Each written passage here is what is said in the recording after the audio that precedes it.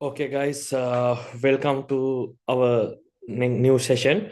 In our previous session, we discussed the main concepts related to the conceptual framework.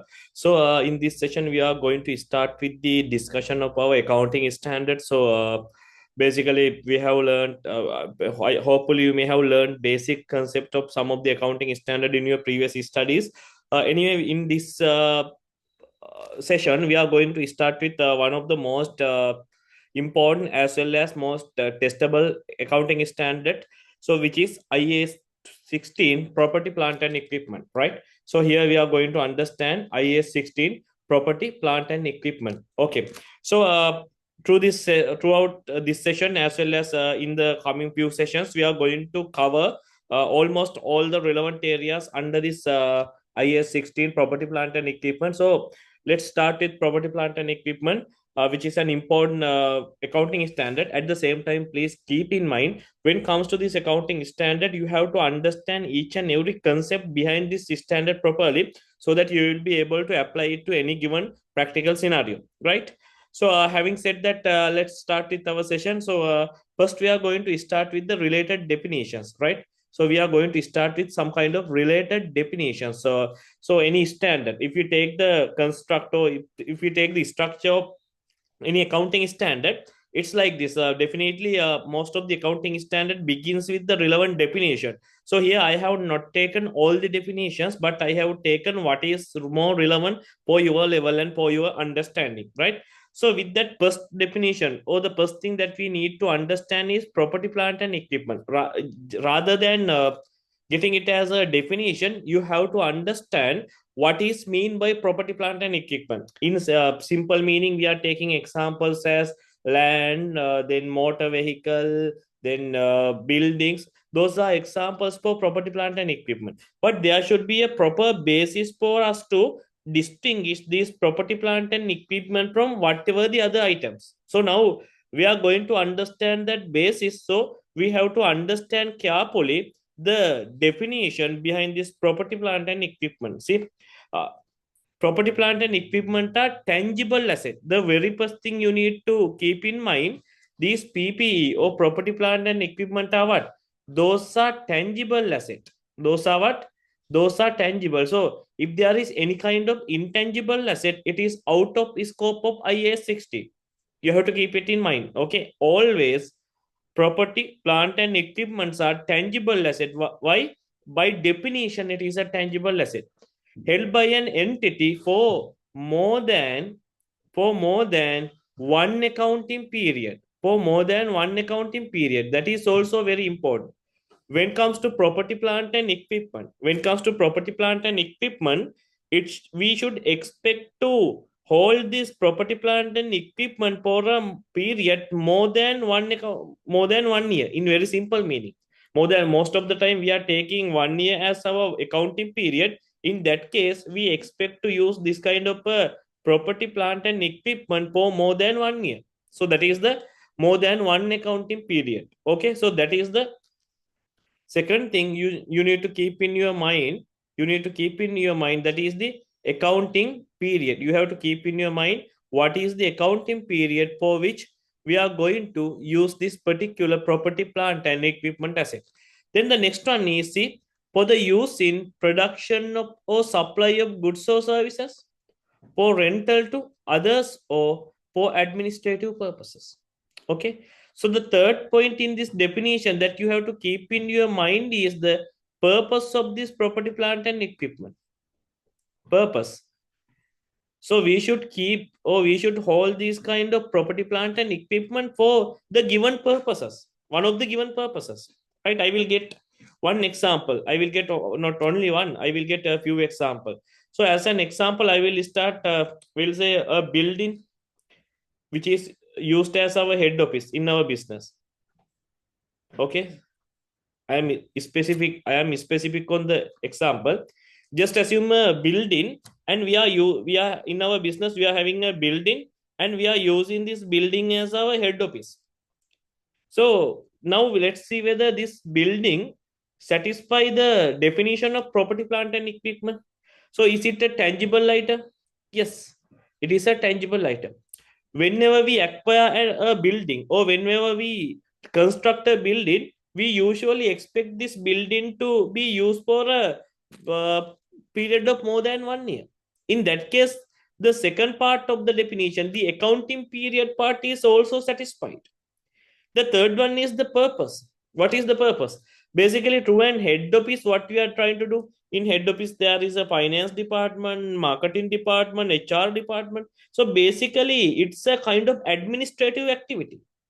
Therefore, we are using this building as the head office to facilitate our administrative activities. See, under the purposes, there is an administration part as well. Therefore, the definition is satisfied, and we can recognize the building as what? We can recognize the building as a property, plant, and equipment item. That's the thing you need. That's how you should understand. That's how you should apply the definition of the accounting standard to a given scenario. So let's take another example. I am taking an example like a motor vehicle which is used for our distribution purpose, which is used for our distribution purpose. So is a motor vehicle a tangible item? Yes, it is tangible. We know tangible in the sense it has a physical existence. That is the simple meaning of tangibility. It should have a physical existence. So when it comes to motor vehicle, it is very clear it is a tangible item. That is the first thing. The second thing, whenever we purchase a motor vehicle, are we expecting to use it for a few months, or are we expecting to use it for a period of more than 1 year? Basically, it is more than 1 year. Therefore, we can identify the second part of the definition is also satisfied. The third one is the purpose. So we are holding this motor vehicle for the distribution of our goods to whatever our customers.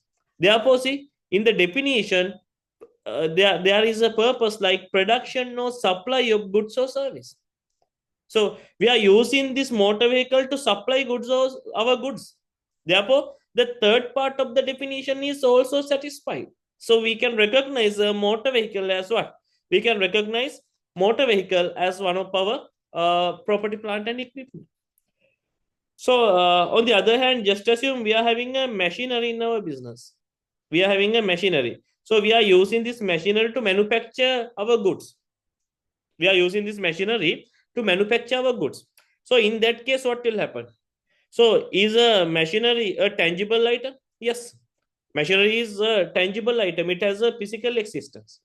The second one is whether we expect to use this machinery for a period of 1 year or not. Usually, once we purchase a machinery for our business, we expect to use that machinery for a period of more than 1 year.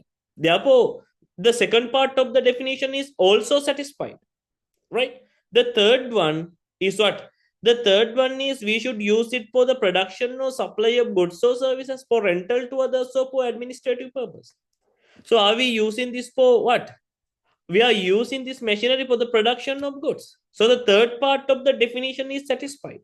Therefore, we can take machinery as what? We can take even machinery as a property, plant, and equipment item. Likewise, you should be able to apply this definition to any given scenario, and you should be able to conclude whether a particular given item is a property, plant, and equipment or not. That capability should be built within yourself, right? So that is the main objective of giving this definition. So going forward, whenever if you are given any kind of a PPE item, PPE in the sense property, plant, and equipment, PPE item, you should be able to clearly identify whether it is a PPE item or not. That is the main expectation, right? So having discussed that, let's move to the next part. Okay, having discussed that definition, let's move to the second part of the definition. Let's move to the second part of the definition, right? Okay, so the second definition is cost. So in very simple meaning, or in layman's term, we can think of cost as the expense that we are incurring. Okay, so if we apply this to the property, plant, and equipment scenario in very layman's term, in very general term, we can identify it as the expense that we are incurring in order to acquire a particular property, plant, and equipment. Okay, for example, If I am trying to purchase a motor vehicle, we'll say I am trying to purchase this motor vehicle by paying $100,000. In that case, I am spending 100,000 to purchase this motor vehicle. That is my cost. So in layman's term, cost is the expense that you are incurring in order to acquire a particular property, plant, and equipment. That is the thing you need to understand. But when it comes to IAS 16, it is very clear on the definition on cost. See, cost is the amount of cash or cash equivalent. Cash or cash equivalents paid or fair value of the other consideration given to acquire an asset at the time of acquisition or construction. Very clear. What is that? Now, for example, just assume I want to purchase a motor vehicle. The value of the motor vehicle is, we'll say, it is $100,000. It is $100,000. In that case, that is, I am giving cash to the motor vehicle seller and getting the motor vehicle. So, as per the definition, cost is the amount of cash paid to acquire the asset. Amount of cash paid to do what? Amount of cash paid to acquire the asset. Okay, amount of cash paid to acquire the asset. Okay, just right. Amount of cash paid to acquire the asset. Right. I will take another example. I will take another example. I will take another example. Just assume I am going to purchase motor vehicle. I am going to purchase a motor vehicle.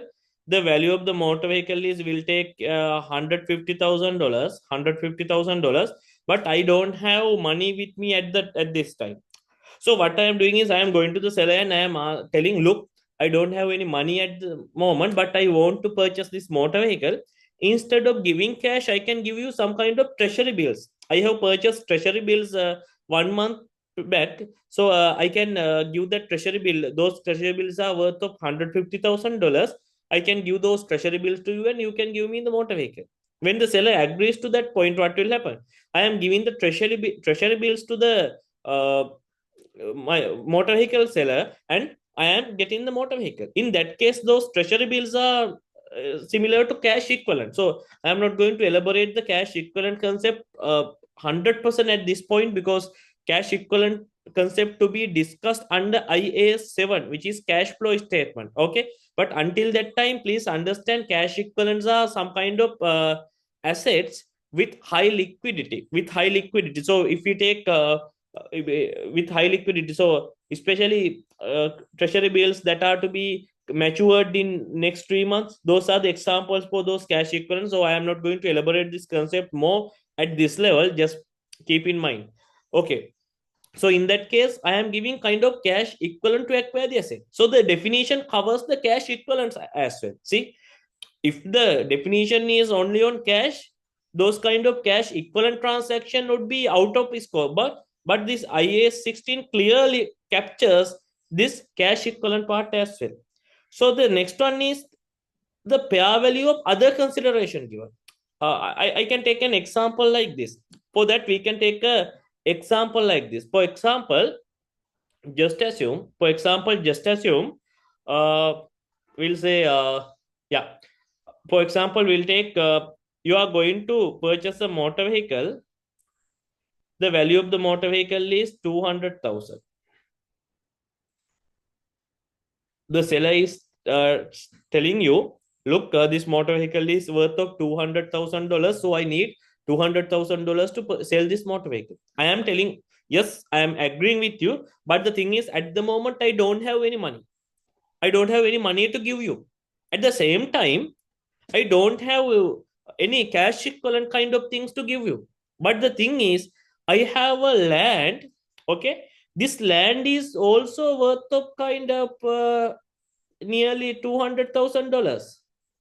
Instead of giving cash to you, I can transfer this land to you. Can't you give me the motor vehicle instead of that? So this is a kind of what? This is a kind of exchange transaction. So in exchange transaction, what will happen? There is no cash movement. No? To the seller, I am giving the land, and the seller is giving me the motor vehicle.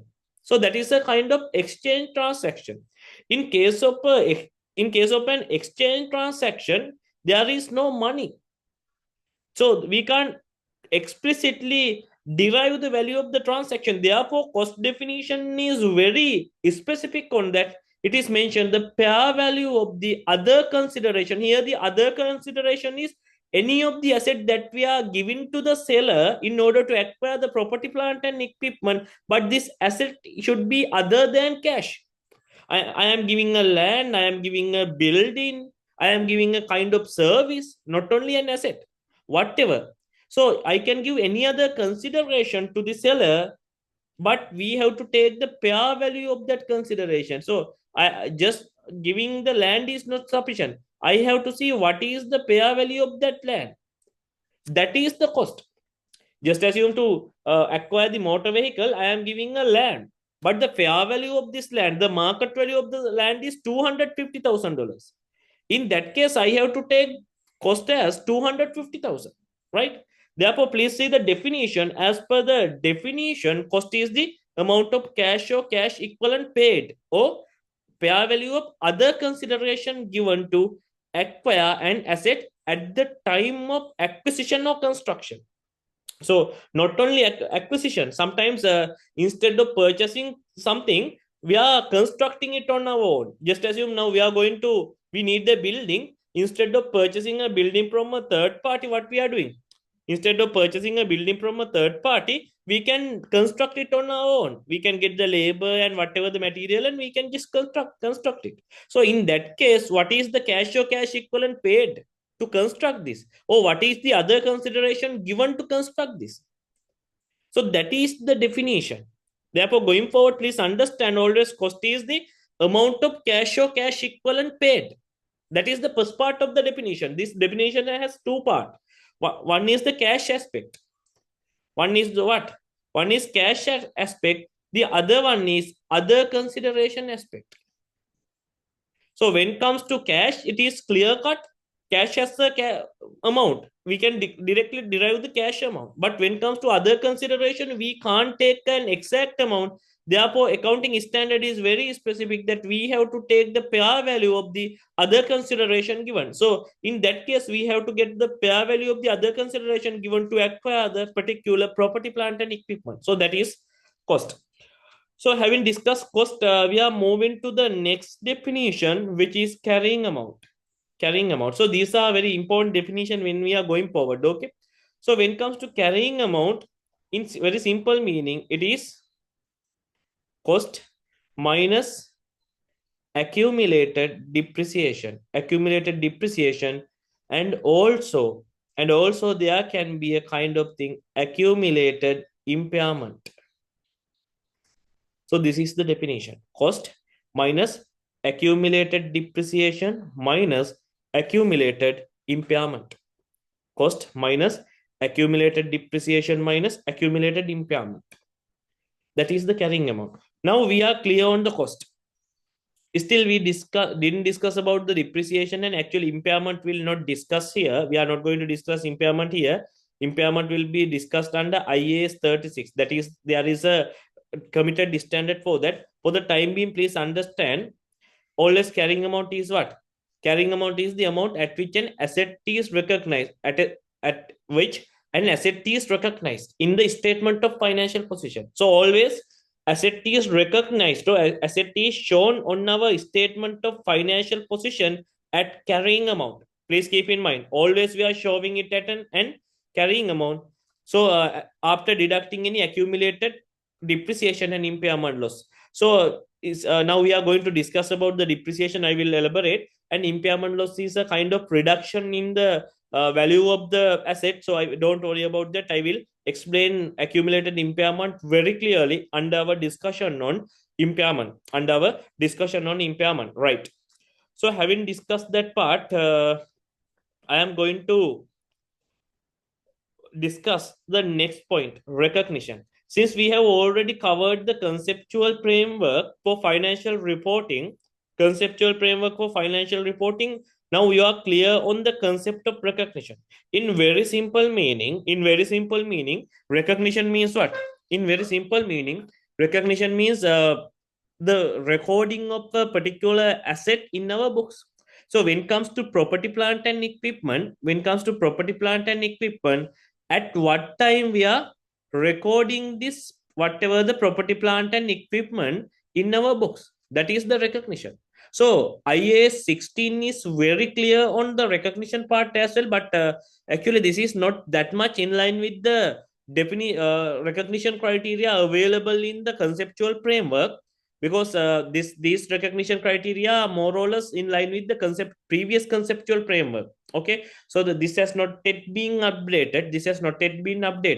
So anyway, that's why in conceptual framework we discussed the fact that if there is a conflict between an accounting standard and the conceptual framework, the priority should be given to the accounting standard. So now we can see a conflict. There are one set of criteria for recognition under the conceptual framework, and there is another set of criteria for recognition under IAS 16 property, plant and equipment. So we can see a conflict or dispute, but in that case we are applying the recognition criteria of IAS 16. Why? Conceptual framework is very specific. If there is a conflict between a requirement in conceptual framework and an accounting standard, we should always honor the accounting standard, right? So here, as per the discussion, as per the given details, an item of property, plant and equipment should be recognized as an asset when it is probable that future economic benefits associated with the asset will flow to the entity, and the cost of the asset can be measured reliably. We have to fulfill these two criteria in order to recognize a property, plant and equipment as an asset in our business. The first one is, it is probable that future economic benefits associated with the asset will flow to the entity. So, for example, just assume I am purchasing a land. So, I am purchasing this land with the intention of using it as a car park for my business. In that case, I am facilitating a car park for my customer, in the sense I am giving some kind of service to my customer, so that service will give me some kind of economic benefits. My customers are sometimes coming to my business because I have ample of car park space, right? Therefore, there is a probability of future economic benefits, and also I can reliably measure the cost. Why? I know at what amount I purchase this land. Therefore, the cost can be measured reliably. I can measure the cost reliably. Therefore, if the land satisfy the definition, then it will satisfy the recognition criteria as well. Then we can recognize, so we can record it in our books. The next one is, I will take another example. We'll take a motor vehicle. I will take a motor vehicle. Sorry, instead of a motor vehicle, we'll take a machinery item.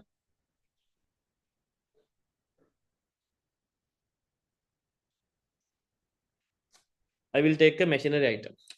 So when it comes to a machinery item, just assume I am importing a machinery from whatever the country, from an overseas country, and I am trying to use this machinery for manufacturing. So once I purchase this machinery, I can use it for my manufacturing activity. By manufacturing activity, I am getting some kind of output, and I am selling those output in the market, and I am getting an income for that. So this machinery gives some kind of future economic benefits. So the first criterion is satisfied. The second criterion is, the cost of the asset can be measured reliably. So I should be able to measure whatever the cost that I have incurred in order to purchase this machinery. So if it can be measured reliably, then it is clear we can recognize it. So I will put this example. So I hope you are clear about the recognition criteria. But in order to be more clear on this, I will put this example in another way. Just assume you are purchasing this machinery. We'll say you are in country B. You are in country B. So you are purchasing this machinery item from country A. So you are importing this machinery from country A to country B, and you are paying whatever the amount you need to pay, shipping charges, insurance charges, whatever the payments you are pay, and ultimately you are getting it to your business location, and you kept it in your business location, and you went home and slept peacefully, thinking that this machinery will going to be your prosper in the future. It will manufacture more units and it will give you so many income. So you were dreaming at that night. But unfortunately, when you just woke up, your government has published that these kind of machineries are prohibited to use in the country with immediate effect. See, now you put a lot of effort to purchase this machinery, and ultimately you brought this machinery to your business location. You were very happy. You were very confident that this will give you a very important economic benefits in the future. But unfortunately, your government decided to ban this kind of machinery from using. What will happen? Then will we be able to use this machinery for getting future economic benefits? No. Sometimes we have to just sell this for a very nominal amount as salvage. Why? Now no one is going to purchase this machinery even from you. Therefore, what will happen? In that kind of a situation, see, you have purchased a property, plant, and equipment, but because of the government restriction, it is clear that it will not bring economic benefits to you in the future. Therefore, the first criterion is not satisfied. In that case, we can't recognize this as property, plant, and equipment. Why? If we are very sure that this will not bring economic benefits to us, then we can't recognize this as what? Property, plant, and equipment. You have to simply charge the total cost to PNL with very sad mood. You don't have you don't have any other option. No? Although it is unreasonable, if the government imposes a law, we have to be bound by that law. Therefore, what will happen? You have to just forget about the machine, and you should try to sell it even at a nominal amount, and get whatever the amount you can get, and you have to forget about that machinery. In that case, we can't recognize this as a property, plant, and equipment in our books of account. Got it? So in our books of account. Okay. So that is the main point.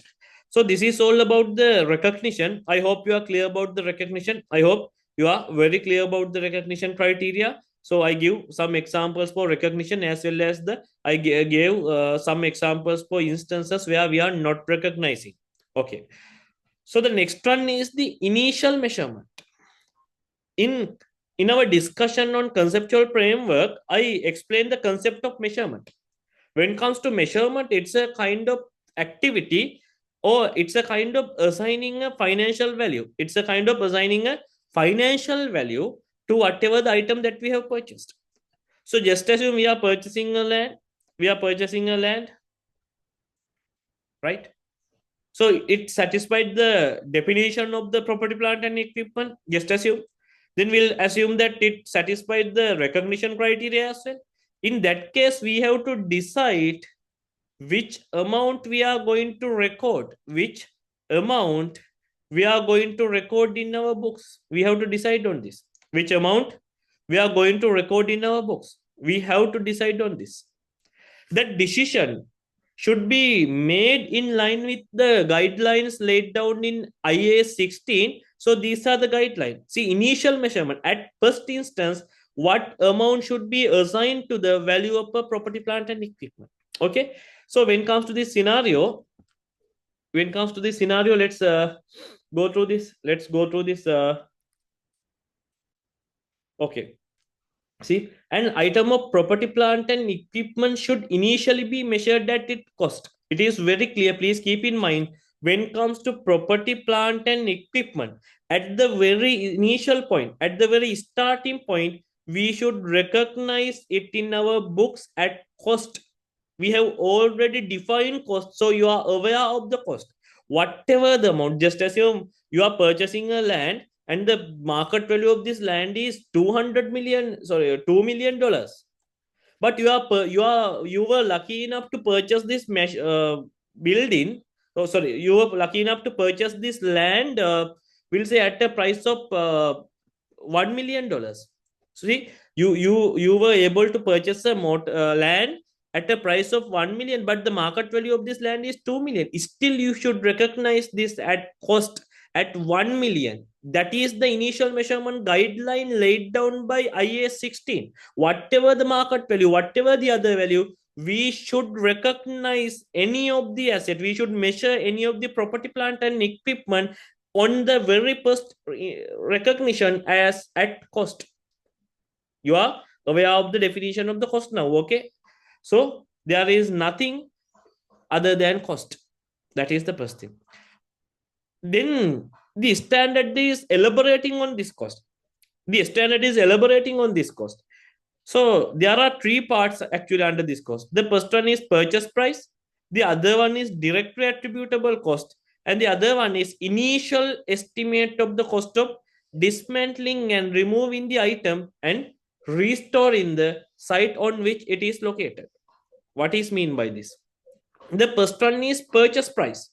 First one is purchase price. See, purchase price including any import duties paid but excluding any trade discount and sales taxes paid. What is mean by this? For example, just assume,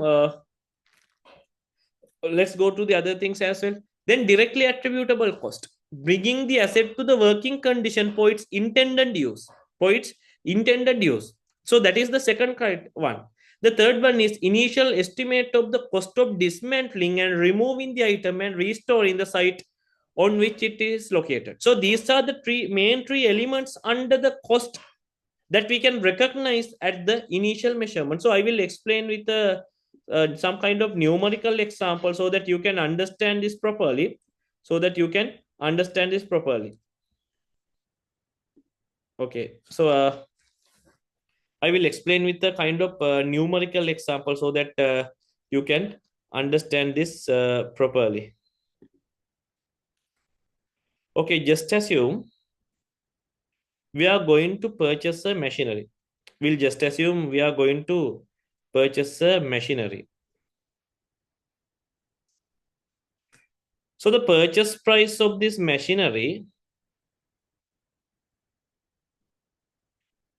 we'll take the purchase price of this machinery as we'll say $100,000. $100,000. Then we'll assume this machinery was imported from another country. So we have to pay whatever the import taxes.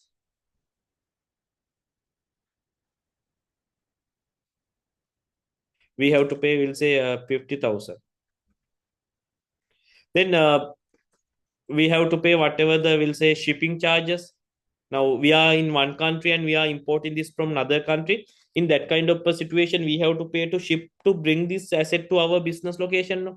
So then we can take shipping charges.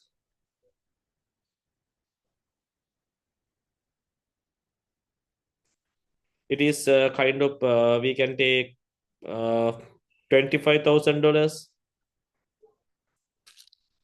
Okay, so then from once it arrived at your port, you have to go and get it from the port. So there are a kind of loading and unloading activities. So loading and unloading activities of this machinery. For that, we will have to pay $5,000. Okay, then we'll assume loading and unloading, that is fine. Then you have to transport this machinery from the port to your business location.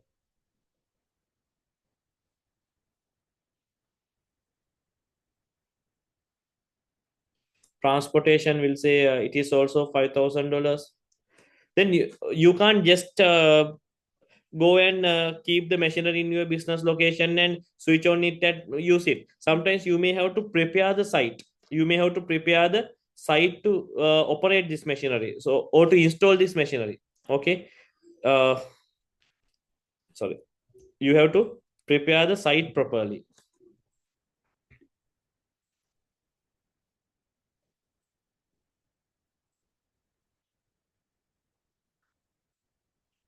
We'll take it as 10,000 site preparation. That means you have to level the land or you have to dig the land. Likewise, you have to prepare the site.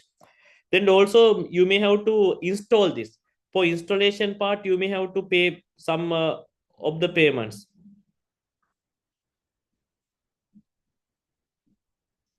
We'll say it is also 5,000. Okay, now you are done. But as per the, we'll say, as per the law of your country, once you install the machinery of this, you can use it only for 5 years. After the 5 year period, you have to dismantle it. So but I am not going to touch that area because we will discuss that under our discussion on IAS 37. But for the time being, I am not going to touch that area. And also just assume you are getting an insurance for this machinery.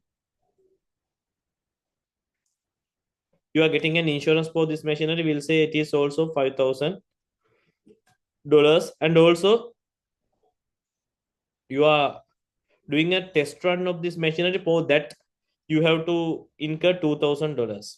Okay, so these are the expenses that you have incurred in respect of this machinery. These are the expenses that you have incurred in respect of this machinery. Okay, so now we are going to understand what is the actual cost of this machinery. In other words, what is the amount that we are going to debit to the machinery account? How can we decide? That is purely based on the guideline given by the accounting standard. As per the accounting standard, the simple meaning is that all the cost that is required to be incurred in order to bring the asset to the expected usage and condition have to be capitalized. Whatever the cost that we are incurring can be capitalized if it is directly related to the bringing of the asset to the expected usage. Now, when it comes to machinery, the expected usage is what? When it comes to the machinery, the expected usage is like we are using this machinery for our manufacturing purpose. So until the machinery is ready for manufacturing, we are we are incurring various kinds of cost. All the cost has to be capitalized. All the cost has to be debited to the machinery account. That is the requirement of the standard. So let's try let's try to work out the answer for cost. Okay, I will now I am going to calculate the cost. Under that, the first one is purchase price. It is clearly a cost. No, this is the price that I am given to the supplier of the machinery. So the purchase price is a part of the cost. So even in the cost, even in the IAS 16 cost. Now under IAS 16, under the cost, it has recognized three things. No, first one is the purchase price, and the other one is directly attributable expenses, directly attributable expenses, and the other one is we can take as initial estimate of, please keep in mind, initial estimate of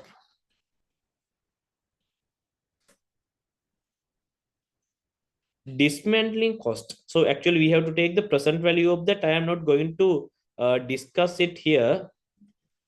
I am not going to discuss this part here because we will further discuss this in under our discussion on IAS 37. I will discuss this part under IAS 37, right? Okay, so purchase price is obvious. Why? The purchase price we are paying to the supplier in order to purchase the machinery. Then import taxes. So as per the IAS 36, import taxes or shipping charges are a part of purchase price. Why? I have to pay these things to bring this machinery to my business. Okay. Therefore, import tax is also a cost under this machinery. Why? Without import tax, I can't bring this machinery to my business location. Therefore, it is also what? It is also a cost. So the next one is shipping charges. Is it a cost or not?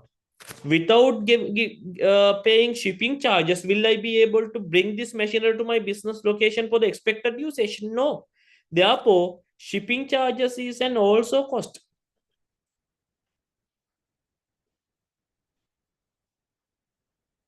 shipping charges, the value is 25,000.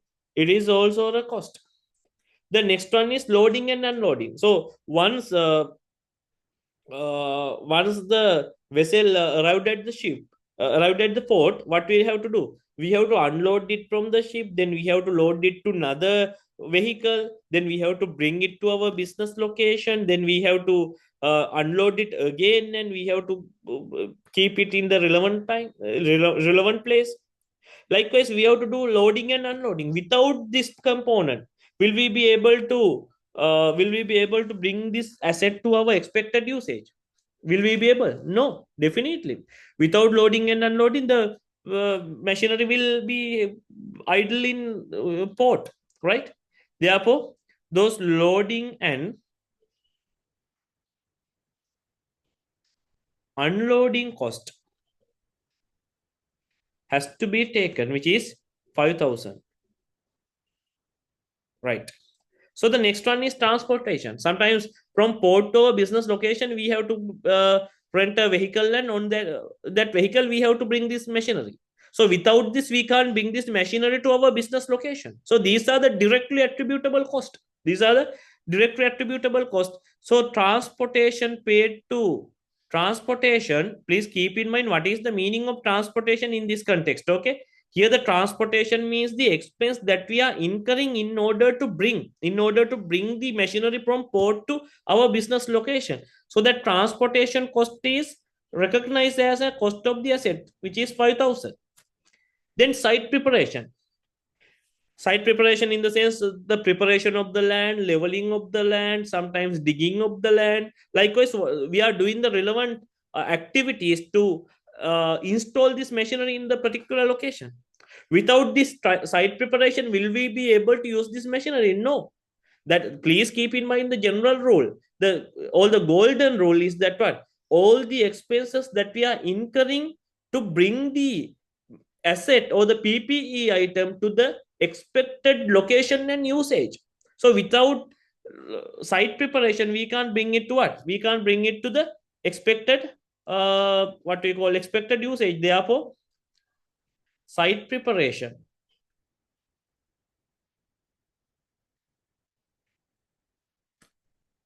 Site preparation. So the value is 10,000. Site preparation cost is 10,000. So the next one, installation. So the next one, installation. So without installing, can we use this machinery? No. Without the installation, the machinery will be idle. So definitely, without installation, we can't make the use of this machinery. So installation is what? Installation is also a cost, which is 5,000. The next one, the insurance cover that we are taking on this machinery.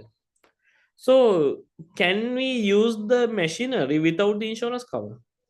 Can we? Yes. There is no specific requirement to get an insurance cover. We can use the machinery without an insurance cover. Insurance is solely obtained for our safety purposes. If any damage happens to the machinery, we can get it reimbursed from the insurance company. Therefore, insurance is not required to bring the asset to the expected condition and expected usage. So we can simply disregard the insurance. So we are not taking insurance to the cost of the asset. Now see the main criteria. All the cost that we are incurring in order to bring the asset to the expected usage is capitalized or is taken as a cost of the asset. Therefore, insurance is not that thing. We have already, by the installation, we have already brought the asset to the expected usage. Now we can use this asset. Therefore, insurance, whether we are taking an insurance or not, is not a matter. Even if we take the insurance, we can continue the usage of this material, usage of this machinery. Even if we don't take the insurance, still we can use this machinery. Therefore, it doesn't have any impact on the expected usage of this machinery. So we are simply excluding that. Then the next one is test run. Next one is what? The next one is test run. So without test run, can we use it? Actually, in the previous standard, in the previous, not in the previous standard, in the previous version of this IAS 16, it was clearly mentioned that these kind of test run can be capitalized as a part of the cost of the property, plant, and equipment if that kind of a test run are mandatory to ensure the performance of the whatever the PP item.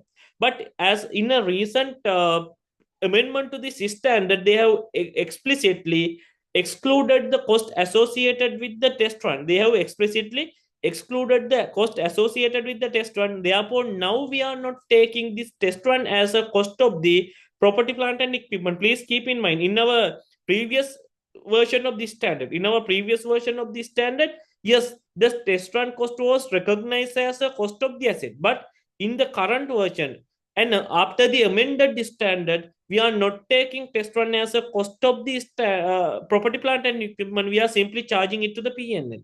So these are the only costs that we are going to take as the cost of our machinery. Cost of our machinery. So what is the total? 100,000, 150, 175, 180, 85, 90. It's simply 200,000. No, it's simply $200,000. So this is what? This is, we will directly debit it. We will directly debit it this to what? We will directly debit it this to the machinery account.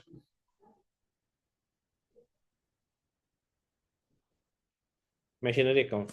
So these two costs will be charged to the PNL. These two costs will be charged to the PNL. So this is the thing you need to understand. This is what you need to understand under the initial measurement. At the initial measurement, whatever the other things are not relevant, we are measuring the asset or the property, plant, and equipment net cost. That is the first point you have to keep in your mind. Then you should be able to work out these costs. You should be able to work out these costs, right?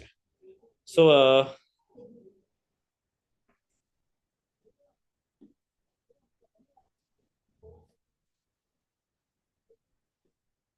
okay, so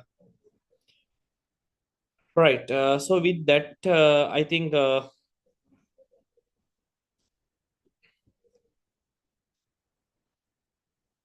okay, so with that we can conclude the initial measurement part. We can conclude the initial measurement part, and we can so with that I am winding up this session. So in the next session I am discussing some of the examples related to the initial measurement as well. Okay, so with this session I am actually with we are winding up this session with this initial measurement theoretical part and explanation. So in the next session I am discussing another some examples regarding the initial measurement, right?